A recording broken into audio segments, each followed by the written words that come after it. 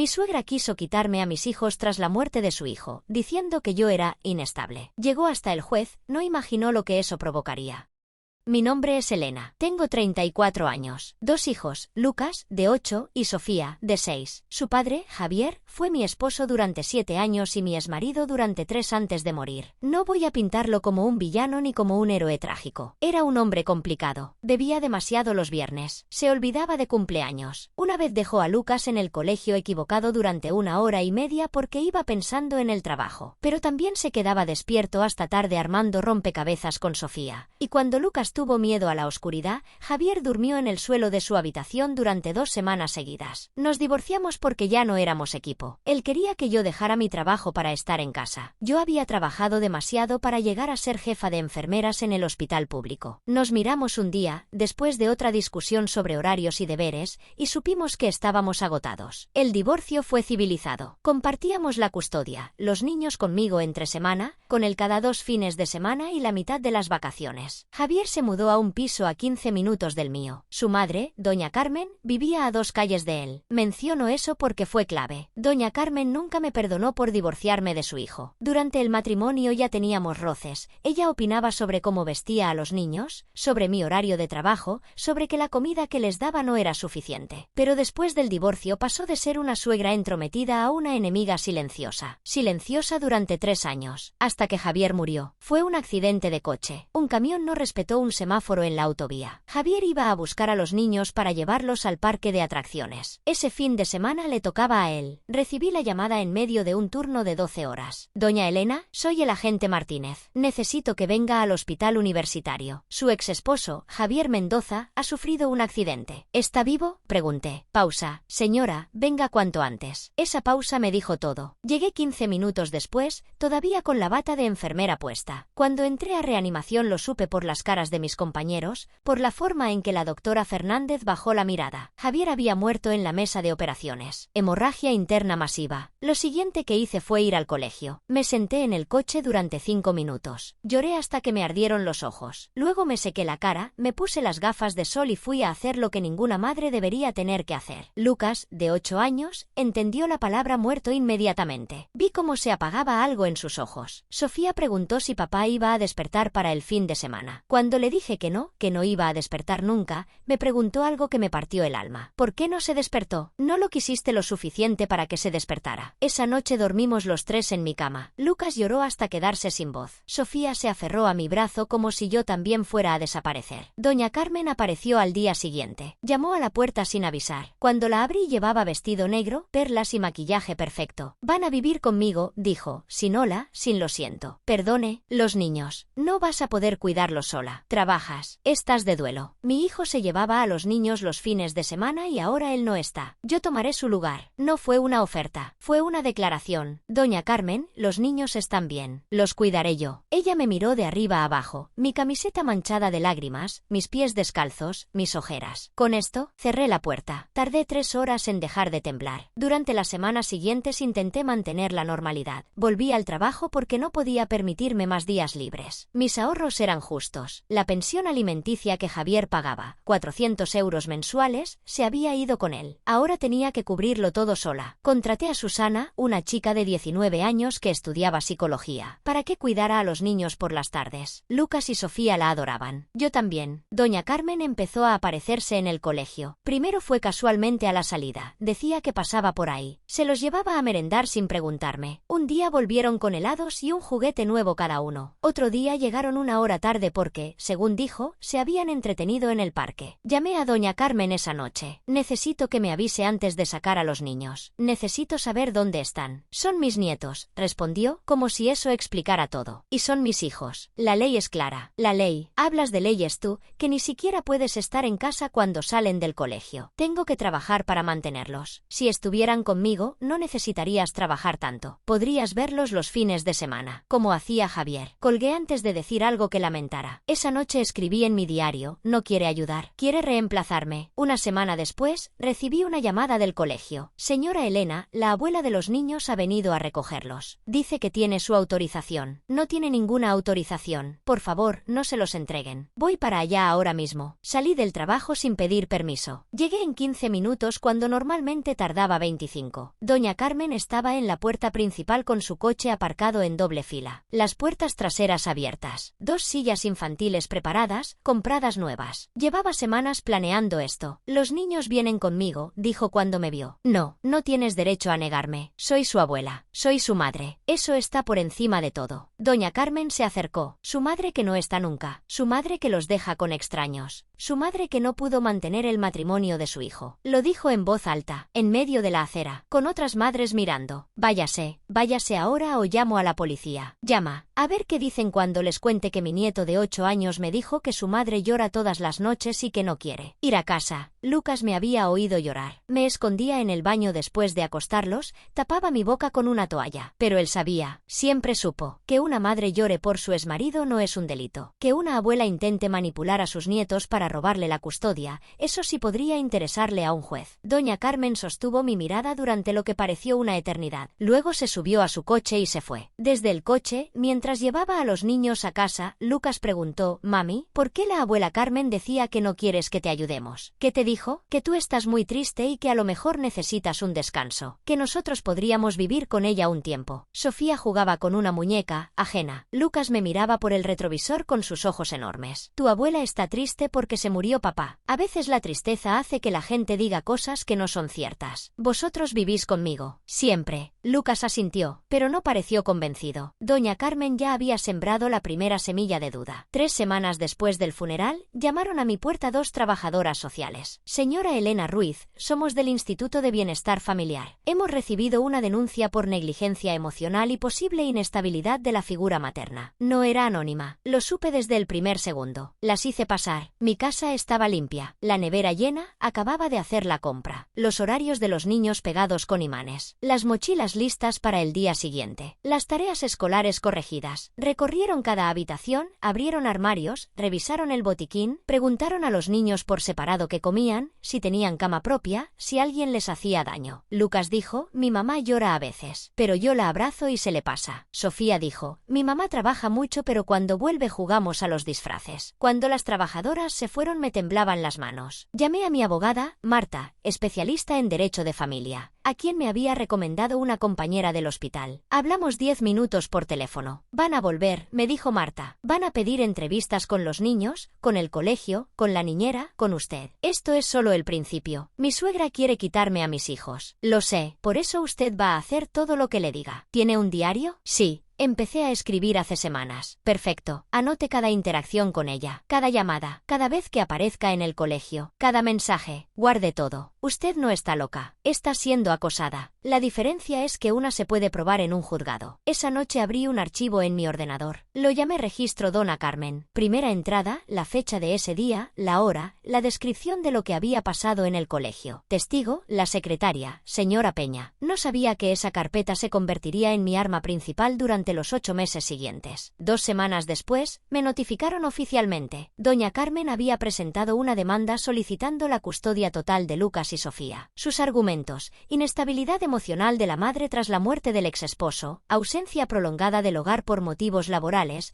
delegación del cuidado en personal no familiar, ambiente de duelo no resuelto que afectaba el desarrollo de los menores, y capacidad económica superior de la abuela para proveer estabilidad y presencia constante. Leí esos puntos en la cocina, con los niños ya dormidos, y tuve que sentarme en el suelo porque las piernas no me sostenían. Doña Carmen tenía 62 años, jubilada, pensión generosa de su difunto marido, casa grande con jardín, tiempo ilimitado. Yo tenía un trabajo de 12 horas, una hipoteca al día, una niñera y un corazón roto que aún aprendía a latir solo. En En el papel ella parecía tener razón, pero en la realidad ella no era su madre. Llamé a Marta a las 11 de esa noche. Atendió a la segunda llamada. Ya vi la demanda. No se preocupe. ¿Cómo no voy a preocuparme? Tiene todo en contra. No tiene nada. Una abuela no puede quitarle la custodia a una madre solo porque tiene más tiempo o más dinero. Tiene que demostrar que usted es una madre incapacitada. Y usted no lo es. Pero tenemos que trabajar. 3 cosas. Primero, vaya al psicólogo. Aunque crea que no lo necesita. Que quede constancia de que está gestionando su duelo. Segundo, pida una reducción de jornada en el trabajo. Aunque se la nieguen. Que conste que lo intentó. Tercero, documente absolutamente todo lo que haga con ellos. Horarios, comidas, tareas, actividades. Cada detalle. Empecé al día siguiente. Pedí la reducción de jornada, me la denegaron por necesidades del servicio. Me dieron un papel donde constaba la denegación y lo guardé en la carpeta. Pedí cita con el psicólogo, me dieron una para 3 semanas después. Anoté la fecha. Empecé el registro diario, hora de desayuno, que comieron, hora de llegada al colegio, recogida, merienda, tareas, baño, cuento, hora de dormir. Parecía obsesivo. Lo era. Pero yo no iba a perder a mis hijos por no tener pruebas. Las trabajadoras sociales volvieron 3 veces en el mes siguiente. La primera vez entrevistaron a los niños solos. Me pidieron que saliera de casa. Me senté en el portal durante 1 hora mordiéndome las uñas. Cuando salieron no me dijeron nada, solo que me llamarían. La segunda vez revisaron la casa con más detalle. Abrieron cajones, miraron las fechas de caducidad en la nevera. Pidieron ver los extractos bancarios para comprobar que podía cubrir los gastos de los niños. Lo tenía todo ordenado en carpetas etiquetadas por mes. La tercera vez entrevistaron a Susana durante 1 hora. Después a mí. Me preguntaron sobre mi salud mental, sobre mi historial de consumo de alcohol, sobre mi red de apoyo. ¿Tiene familia cerca?, preguntó la trabajadora más joven. Mis padres viven a 4 horas. Mis hermanos en otra ciudad. ¿Y la abuela paterna? ¿Considera que es un apoyo para usted y los niños? Ahí me tembló la voz. Doña Carmen ha solicitado la custodia de mis hijos. No considero que una persona que intenta separarme de ellos sea un apoyo. La trabajadora mayor me miró con una expresión que no supe descifrar. Simpatía. Escepticismo, algo intermedio. Cuando se fueron, lloré en el sofá hasta quedarme dormida. Sofía me despertó 1 hora después tocándome la cara. Mami, ¿por qué lloras? Solo estoy cansada, mi amor. ¿Te ayudo a hacer la cena? Sofía peló patatas con un cuchillo sin punta. Lucas se sentó a hacer los deberes sin que se lo pidiera. En medio de todo el horror, mis hijos eran perfectos. Y por ellos iba a ser fuerte aunque tuviera que fingirlo cada segundo. La vista preliminar fue a los 3 meses de la demanda. El día del juicio me puse el traje que usé en mi defensa de tesis universitaria. Doña Carmen llegó acompañada de su abogado, un hombre de traje caro y sonrisa falsa, y de 2 testigos, una vecina suya que decía haber visto a los niños llorando en su puerta, y una amiga de Javier que aseguraba que yo siempre había priorizado mi trabajo sobre mi familia. Mi abogada Marta llegó con una carpeta del tamaño de una Biblia. Tranquila, me susurró. Ella ha traído balas de fogueo. Nosotros tenemos un misil. Doña Carmen declaró primera. Habló de mis largas jornadas laborales, de mi inestabilidad emocional, de cómo los niños preferían estar con ella porque yo les gritaba a menudo. Mentira. Había gritado 2 veces en 7 años de maternidad, una cuando Lucas cruzó la calle sin mirar, otra cuando Sofía golpeó a su hermano con un juguete. Doña Carmen lo hizo sonar como si el abuso verbal fuera cotidiano. Declaró la vecina, los niños llegaban a casa de la abuela llorando. Decían que su madre les hablaba mal. Marta se levantó. ¿Llegaban llorando en alguna fecha concreta? No lo recuerdo. ¿Fue más de una vez? Varias. ¿Tiene algún registro escrito? ¿Algún testigo además de usted? No. Marta se sentó. No hizo falta más. Declaró la amiga de Javier, Elena siempre trabajaba. Javier se quejaba de que no estaba nunca, que los niños pasaban más tiempo con la niñera que con ella. Marta le preguntó cuántas horas trabajaba ella misma cuando estaba casada, 35 semanales. ¿Cuántas su esposo? 40. Quien había decidido contratar a la niñera, ambos, de mutuo acuerdo. Si Javier se quejaba alguna vez de que los niños estuvieran mal cuidados. No, solo de que Elena no estaba. La amiga de Javier se puso roja. No tenía más. Luego declaré yo. Me preguntaron sobre mi trabajo, sobre mi duelo, sobre las acusaciones de inestabilidad. He llorado. He llorado por las noches porque perdí al padre de mis hijos. He tenido ansiedad. He ido al psicólogo. He pedido ayuda. No sé qué significa ser una madre inestable, pero sí sé que mis hijos están sanos, van al colegio, comen todos los días, duermen en camas limpias y me dicen que me quieren cada noche antes de dormir. El juez me miró. No sonrió, pero algo en su mirada cambió. Doña Carmen declaró de nuevo. Habló de su amor incondicional, de su disponibilidad total, de cómo ella nunca había necesitado trabajar porque su marido proveía todo, de cómo una madre debería estar presente. Marta se levantó. Doña Carmen, ¿usted cree que las madres que trabajan quieren quieren menos a sus hijos? No he dicho eso. Dijo que una madre debería estar presente. ¿Qué ocurre cuando la madre necesita trabajar para comer? Esa no es mi realidad. Cierto. Su realidad es una pensión, una casa pagada y tiempo libre. La realidad de mi clienta es trabajar 12 horas para que sus hijos no pierdan su casa. ¿Eso la hace una mala madre? Objeción, dijo el abogado de doña Carmen. Retiro la pregunta, dijo Marta. Pero el daño ya estaba hecho. El juez pidió un receso. En el pasillo, doña Carmen se acercó a mí. Esto no se ha acabado. Tarde o temprano vas a cometer un error. Y yo voy a estar ahí. Me alejé caminando con la cabeza alta, aunque por dentro temblaba. Una semana después llegó la notificación. El juez rechazaba la demanda de custodia total. No existían pruebas de negligencia que justificaran separar a los niños de su madre. El duelo era una reacción normal. El horario laboral estaba dentro de lo habitual. La abuela tenía un rol importante pero no podía sustituir a la madre. Sin embargo, el juez concedía a doña Carmen un régimen de visitas supervisadas, un fin de semana al mes, en un punto neutro, con un trabajador social presente. Me supo a poco y a mucho al mismo tiempo. Había ganado. Mis hijos seguían conmigo, pero doña Carmen seguía teniendo acceso y podía seguir hablándoles. ¿Es estándar?, me explicó Marta. Los jueces no suelen cortar el vínculo entre nietos y abuelos a menos que haya peligro extremo. Pero las visitas son el anzuelo. Ella va a intentar usarlas para minar su autoridad. Y cuando lo haga, usted lo documenta. En 6 meses pedimos la revisión. ¿Y si no hace nada? Marta sonrió. Doña Carmen no va a poder resistirse. Gente como ella no sabe administrar un poco de poder. Se va a exceder. Es cuestión de tiempo. Tenía razón. La primera visita fue en un parque público, un sábado por la mañana, con un trabajador social llamado Carlos. Doña Carmen ya estaba allí cuando llegamos, con una cesta de picnic enorme y 3 regalos envueltos en papel brillante. Los niños corrieron hacia ella. Sofía se lanzó a sus brazos. Lucas la abrazó con más timidez. Carlos me explicó que no podía intervenir a menos que hubiera peligro físico. Él tomaba notas, y si decía algo inapropiado, lo anotaba. Doña Carmen tardó 20 minutos en empezar. ¿Saben que la abuela los quiere muchísimo? La abuela no trabaja, así que puede estar con ustedes todo el tiempo que quieran. ¿Su mamá los llevó al cine esta semana? No, dijo Lucas. Estaba muy cansada del trabajo. Doña Carmen me miró con una sonrisa triunfal. Pobrecitos, con la abuela podrían ir al cine todas las semanas. Mami dijo que esta era la visita con la abuela y que después nos vamos a casa a hacer galletas, intervino Sofía. Doña Carmen puso una cara tensa. Claro.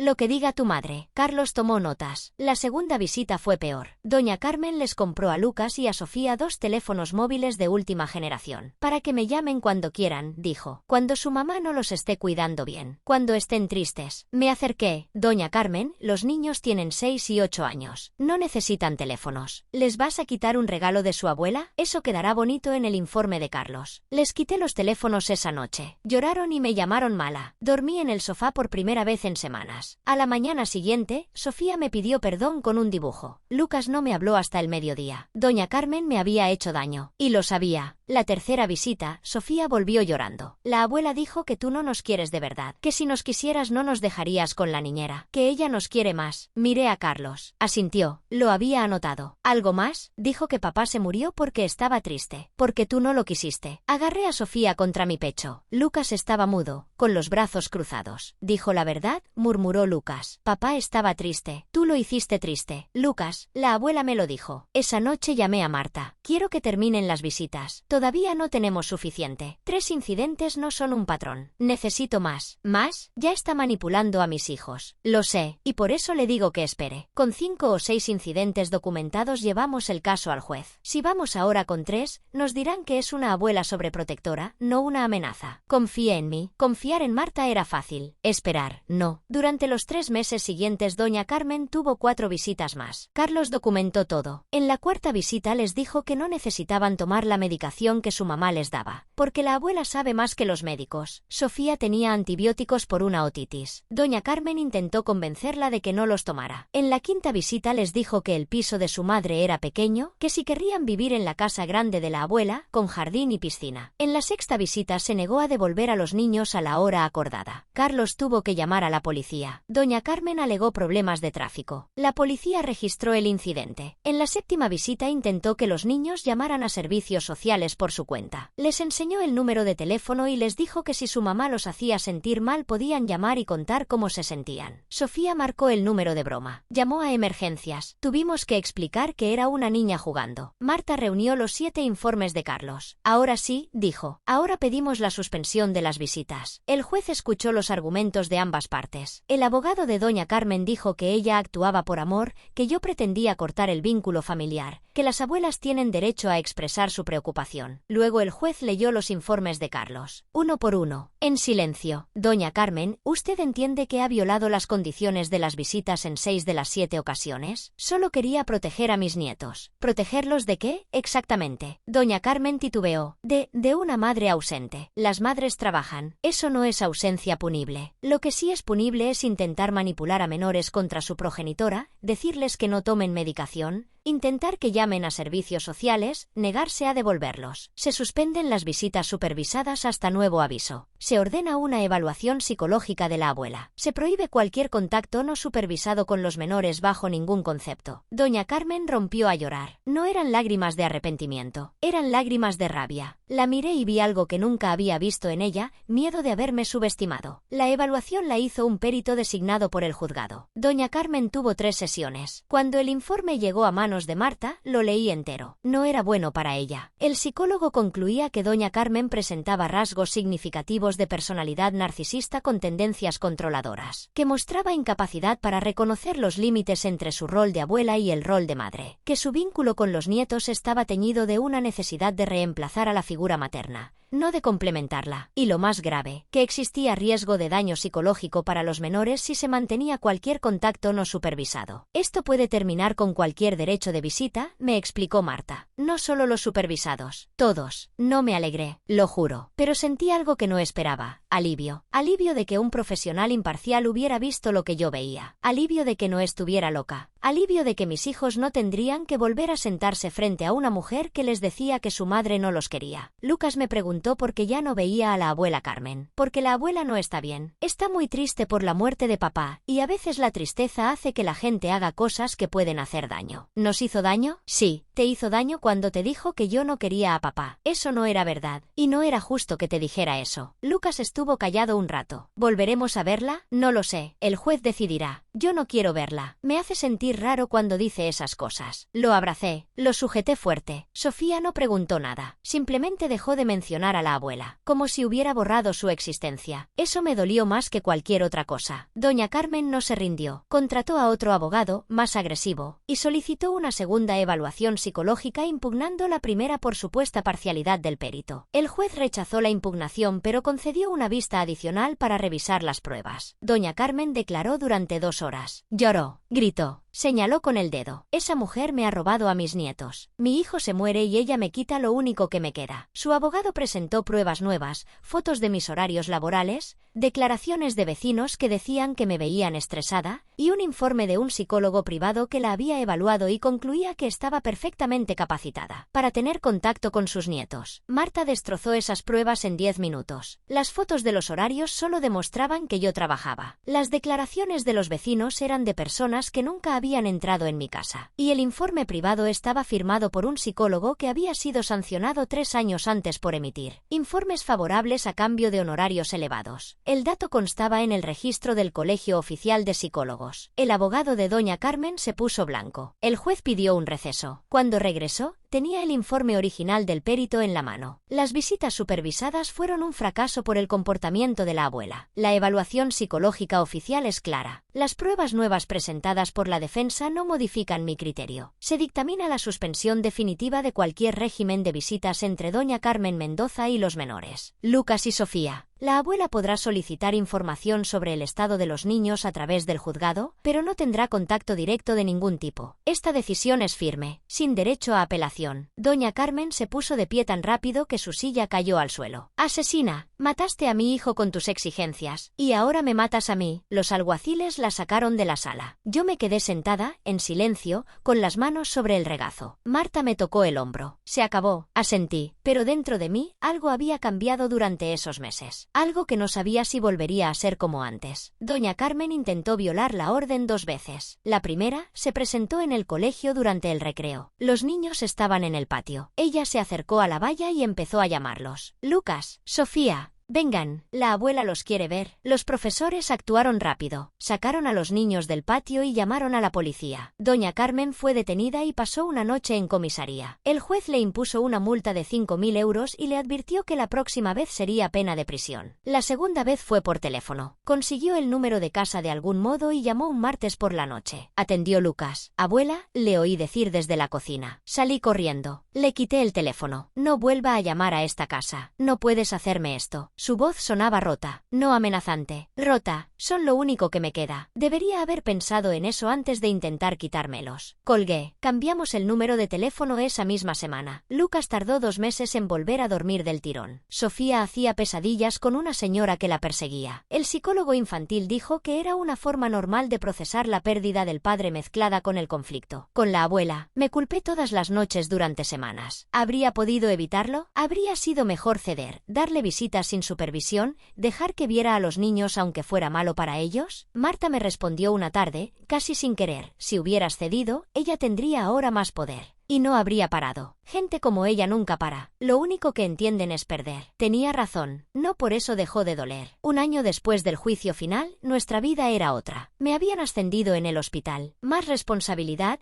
pero también más flexibilidad de horarios. Podía estar en casa para la cena todos los días. Los fines de semana eran sagrados. Lucas había cumplido 9 años. Estaba en el equipo de fútbol del colegio. Había vuelto a dormir sin pesadillas. Preguntaba por la abuela Carmen de vez en cuando, pero sin angustia, como quien pregunta por un juguete perdido hace mucho tiempo. ¿La abuela está enfadada con nosotros?, me preguntó un día. No está enfadada, está triste, pero no puede veros porque el juez dijo que no era bueno para vosotros. ¿Por qué el juez dijo eso? Porque la abuela no entendía que tú tienes una mamá que te quiere, y a veces decía cosas que no eran verdad. El juez quería protegeros. Lucas asintió, como si hubiera entendido algo que yo llevaba meses intentando comprender. Sofía había cumplido 7 años. Era una niña alegre, llena de preguntas. Ya casi no mencionaba a la abuela. Cuando lo hacía, decía, la abuela Carmen me compraba muchos regalos, pero tú me compras abrazos, mami, y los abrazos duran más. Esa frase me la tatuó en el corazón. Había aprendido algo durante ese año que ningún libro de crianza enseña. A veces proteger a tus hijos significa romperles el corazón un poco. Significa decir no cuando todo tu cuerpo quiere decir sí para que no sufran. Significa ser la mala de la película en la cabeza de alguien. Significa aceptar que no puedes hacer felices a todos, y que tu única responsabilidad es hacer felices y seguros a los que tú trajiste al mundo. Doña Carmen seguía enviando cartas al juzgado. Todas eran devueltas sin abrir. Según supe por terceros, se había mudado a otra ciudad. El odio hacia ella había muerto en algún momento durante el proceso, no porque la perdonara, sino porque el odio pesa y yo ya había cargado demasiado. Mis hijos necesitaban una madre presente, no una madre que seguía peleando batallas que ya había ganado. Las abuelas no pueden quitarte a tus hijos solo porque tienen más tiempo o más dinero. La ley protege a las madres que protegen a sus hijos, pero la ley no actúa sola. Hay que documentar, hay que buscar ayuda, hay que ir al psicólogo aunque creas que no lo necesitas. Hay que pedir la reducción de jornada aunque te la nieguen. Hay que hacer el ridículo registrando cada comida, cada baño, cada tarea, porque cuando llegas a ese juzgado no va a importar cuánto lloraste por las noches. Va a importar lo que puedas demostrar. Doña Carmen perdió porque yo jugué con sus reglas, las reglas de la prueba, del papel, del registro minucioso. No gané porque fuera más lista. Gané porque estaba desesperada. Y la desesperación bien canalizada es una de las fuerzas más poderosas del mundo. Hoy, mientras escribo esto, Lucas ve la tele en el sofá. Sofía hace los deberes en la mesa del comedor. El sol entra por la ventana de la cocina. Es un día normal, un día en el que nadie llama a servicios sociales, nadie presenta demandas,